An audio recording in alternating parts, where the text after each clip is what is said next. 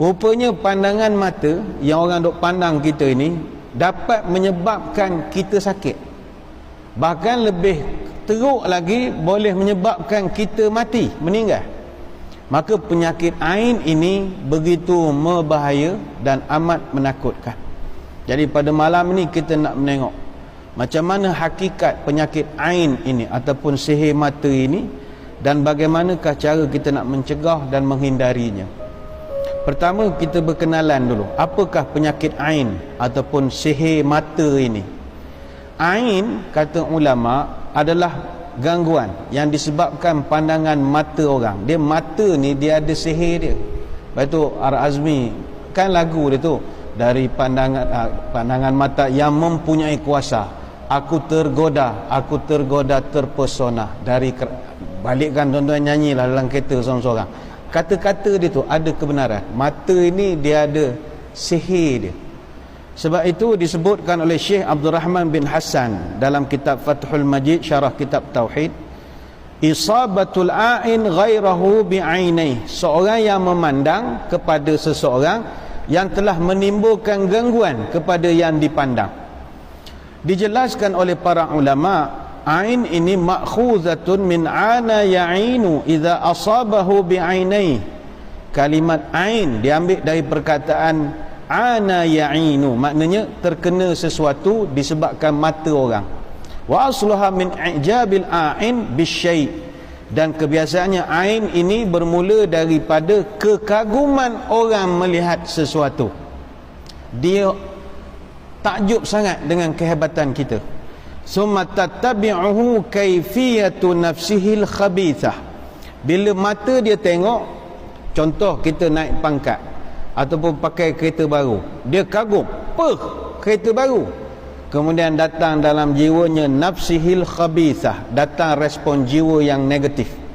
Kata ini mana dapat, aku nak juga dapat begitu. Orang yang memandang ini, summa tasta'inu ala tanfidhi sammuha, maka jiwa tersebut disalurkan perasaan jealous itu menerusi mata.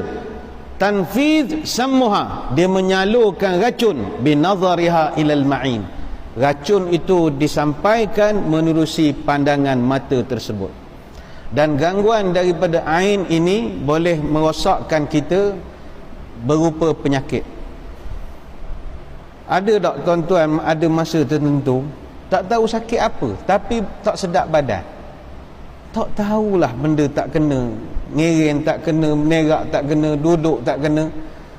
Nak mati agak aku ni, begitu perasaannya. Pergi ke klinik, doktor tanya, apa sakit? Saya rasa tak gini-gini, ketuk lutut, ketuk siku, cek semua okey. Ini biasa kita dengar. Dia pun heran, aku pun tak tahu apa masalah, tapi rasa tak sedap. Ada benda tak kena, salah makan ke, ada benda ke, macam-macam lah berlega di pemikiran kita. Tak apa, tak ada masalah. Cuma tuan-tuan tambahkan satu lagi, barangkali jadi begitu kerana ain. Ain, orang terlampau banyak memuji. Kita kan dah 2-3 minggu bincang, hidup ni jangan puji sangat ada orang. Puji ni mengundang musibah. Yang paling kerap terkena ain siapa? Anak-anak kecil. Sebab itu orang tua-tua pantang paling utama muji budak. Allah comelnya, demam. Tuan-tuan tak percaya, balik puji cucu, stres. Balik Allah lah, awak betul, awak aki tengok awak kau hari kau comel, lusa demam. Itu dipanggil ain. Dan ini tak boleh dibuktikan secara saintifik. Puji-pujian begitu. Dia kalau budak yang kena ain, tanda-tandanya dia menangis tak ada sebab musabab, tiba-tiba menangis. Bagi handphone tak nak berhenti menangis, nak kata lapar dak, sakit dak, tapi dia menangis je macam dia takut sesuatu, sampai apa yang tak nak makan jadi kuruh kering. Itu berlaku, dan benda ini pernah berlaku di zaman Nabi SAW. Sebagaimana dalam hadis dari Amrah daripada Aisyah radhiyallahu anhuma, dia bercerita, dakhala Nabi sallallahu alaihi wasallam fasami'a sauta sabi yabki faqal ma li sabiyikum hadha yabki hal astarqaitum lahu min al-ain. Satu hari, kata Aisyah, Nabi masuk sebuah rumah, tiba-tiba Nabi dengar budak kecil menangis. Kita yang bila dah berumur ni, Budak menangis kita kenal dia menangis sebab apa. Budak menangis mengantuk kita tahu. Nangis meragam, ada benda tak kena kita tahu. Nangis nak handphone toki dia, kita pun tahu. Kita kenal nangis budak. Jadi Nabi ni dia tahu nangis ni bukan nangis biasa. Nabi pun tanya, kenapa budak ni menangis? Mak dia jawab, tak tahulah ya Rasul, tak tentu arah menangis kerja. Jadi kata Nabi, halla astarqaitum lahu minal ain, kamu tak cari ke orang yang boleh mengubat dia dari ain? Nabi sebut, awak tak cari ke orang yang boleh tiup-tiup sikit hilangkan ain dia itu? Ini hadis riwayat Imam Ahmad. Artinya wujud ain. Begitu juga hadis daripada Jabir radhiyallahu anhu bahawa Nabi pernah pesan pada Asma binti Umais radhiyallahu anha. Dia tengok anak Asma ni kurus kering. Jadi Nabi tanya, anak awak ni makan ke tidak? Lapar tak cukup makan ke?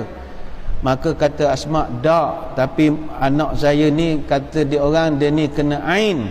Maka kata Nabi, bacakan ruqyah kepada anak-anak kamu ni. Hadis sahih riwayat Imam Muslim. Maka penyakit ain itu benar wujudnya. Moden macam mana pun kita kena percaya ianya wujud. Mungkin bagi orang bandar, budak-budak muda, orang-orang sains duduk di Amerika lama, dia akan tanya, takkanlah pandang pun boleh timbul penyakit, takkan tengok je boleh tengok jadi penyakit. Orang pakai akal. Tapi apa kata Nabi kita? Al-ainu haqqun, ain itu betul-betul wujud. Nabi menyebut benar-benar wujud. Walau kana syai'un sabaqal qadara sabaqathul ainu, kalaulah ada benda yang boleh memotong takdir, maka yang memotong itu adalah ain. Ain kata Nabi punya betul wujudnya, dia boleh potong takdir. Hadis riwayat Imam Muslim. Cuma tentang maksud memotong takdir itu, ini bahasa kiasan. Jangan pula kita dari segi akidah, hebat betul Allah takdirkan orang ni mati di sini, tapi kerana ain dia boleh takdir mati kat lain, tukar. Tak. Ini bahasa kiasan nak menunjuk benda tu real, bersungguh-sungguh. Macam kita lah, kalau marah korang, aku kalau cari kau, aku cari sampai lubang cacing, kau jaga. Takkan sampai lubang cacing kita nak cari dia. Tak. Bersungguh-sungguhnya kita akan cari dia kalau dia buat masalah. Jadi Nabi kata, ain ini benda yang real, benar-benar wujud. Kalau ada benda boleh potong mendahului takdir, ain akan dapat memotong takdir. Hadis riwayat Imam Muslim.